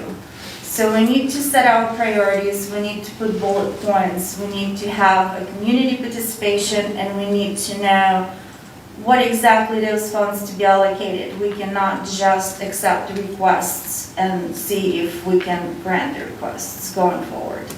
Emergencies, that's one thing, but we have to have a very strong plan to go forward. That is required for us to do so. Thank you. Thank you. And we have talked about that plan. And that plan was originally to look at, like what we previously mentioned here, the capital items, and then those are separate and apart, but to give us a snapshot of what we have and what we need.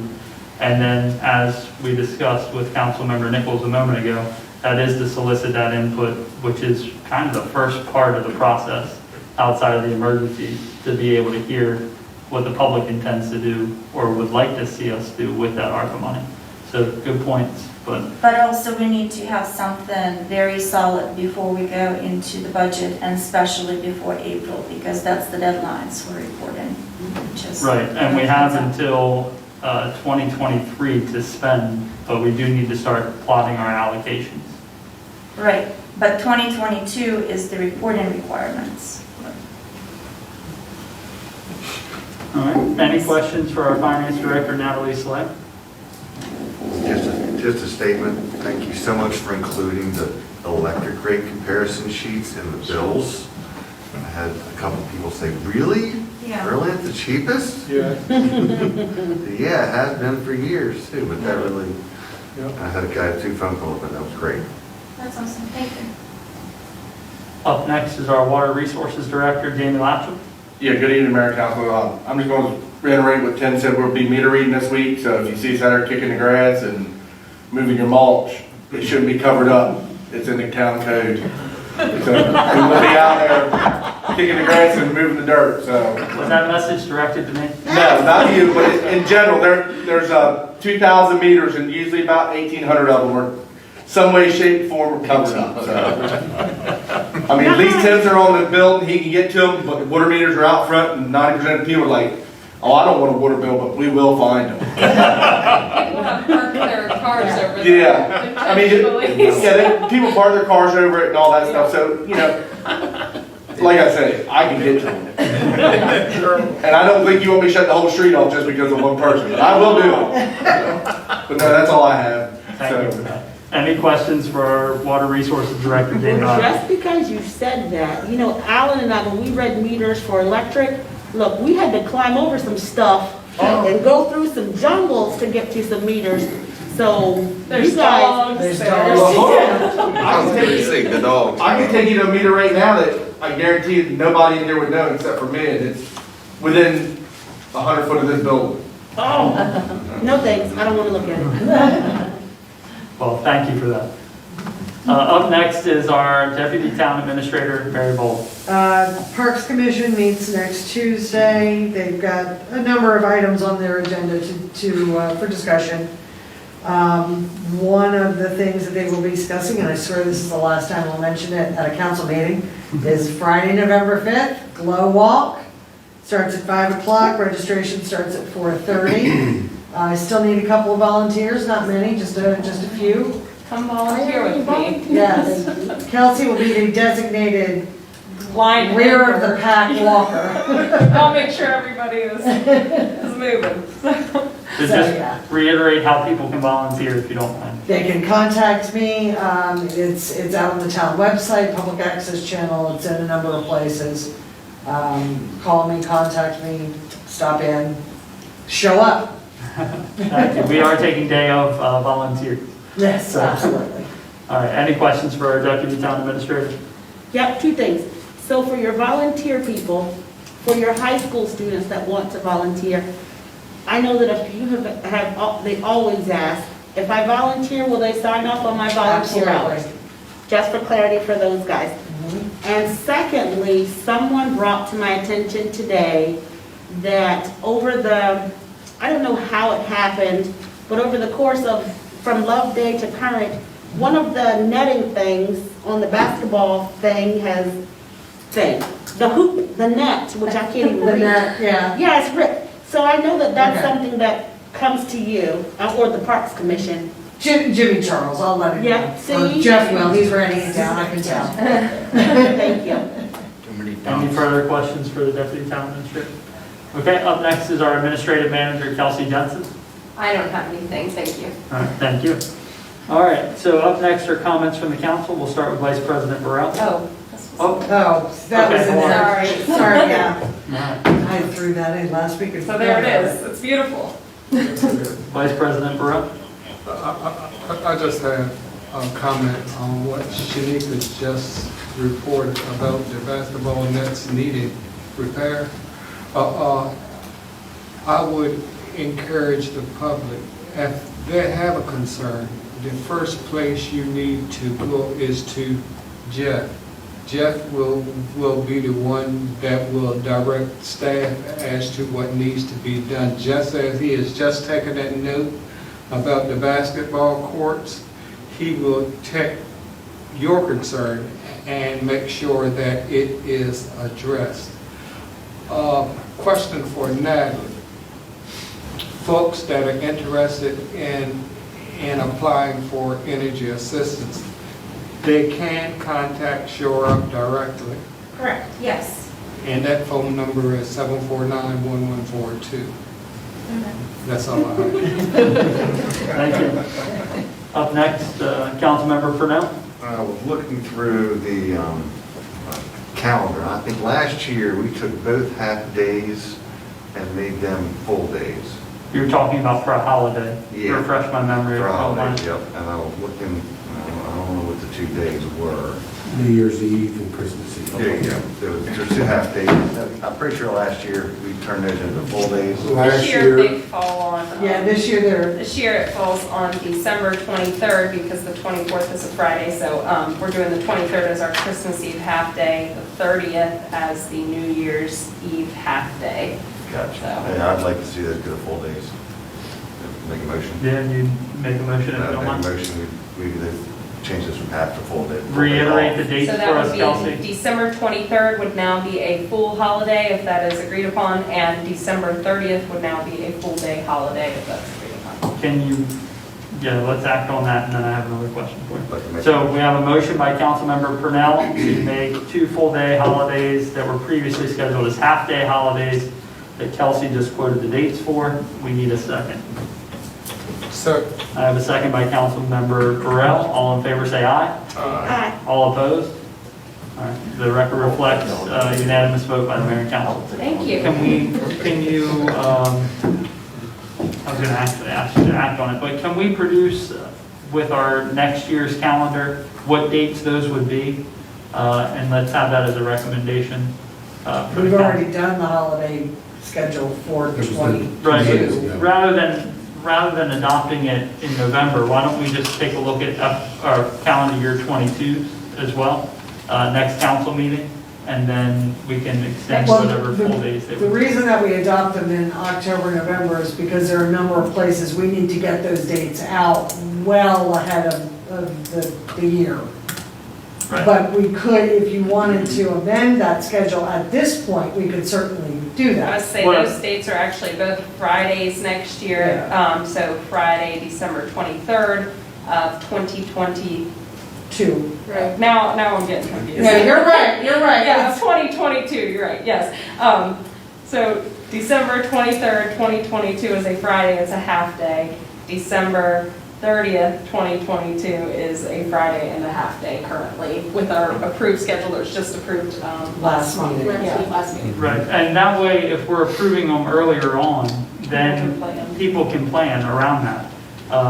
So we can bring that before the council next meeting. Just bring the current schedule. Correct, and Yeah. we'll do the adjustment, and then from here forward, just propose those, if you don't mind, as full days. Okay. That way we don't have to make these. That's always at the discretion of the mayor and council. The way that the policy reads is they are half days. So that's how they're presented for So approval. should we look at a policy amendment there in the handbook? If you guys feel, and ladies feel that it's something you want to make permanent, then yes. It's now the second year. I do. Yeah, so let's, I know Kelsey's been working on some amendments. Why don't we bring that amendment before the council next meeting? And then we can adjust it for 22. So for the next meeting, do you want me to bring that list back? Or do you want to go ahead and approve those dates tonight? No, let's bring the list back and the handbook, and let's make that adjustment so that people can plan accordingly. Thank you. All right, would you like to go last, Councilmember Nichols, or would you like to go now? No, I can go now, because I don't have anything Go to ahead. say. All right, up next, Councilmember Morris. Yeah, I have a few things. First, I want to, again, wish best wishes to our colleague, Councilmember Nur, and hope for speedy recovery. I do want to make just a couple things here. This past week at the commissioners meeting, some of you may know there's been commendations to some of our community members for volunteerism, and that was a nominated commendation from folks in the community. So Mr. Jim Meckley, Mrs. Robin Tomaselli, just wanted to say quick congratulations to those folks.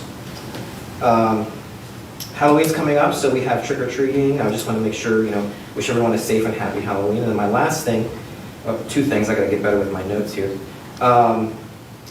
First thing is, how are we on the committees? Are we getting a response, or? It's dropped off, so we do need some more applicants for committees. Off the top of my head, I don't know what they are, but the website is accurate.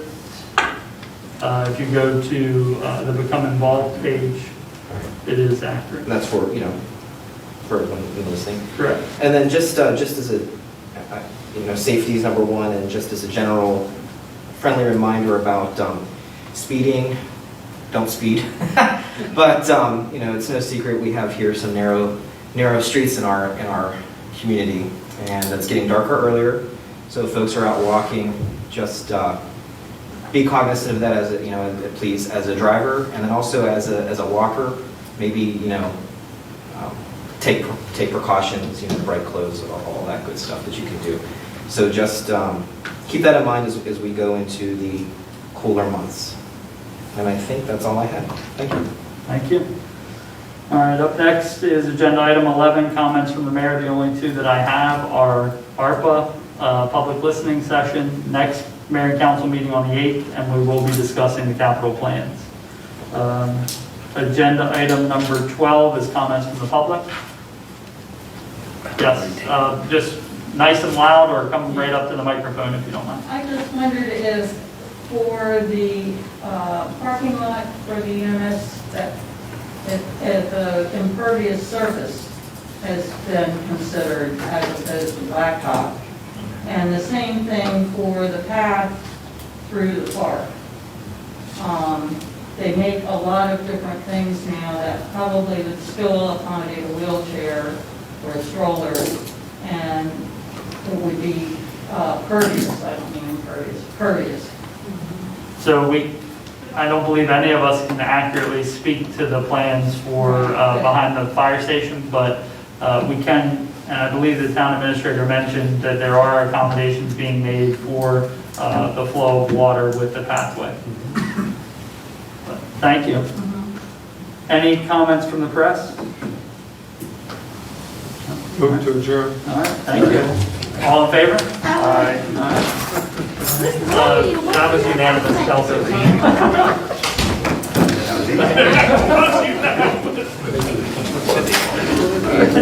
It was not.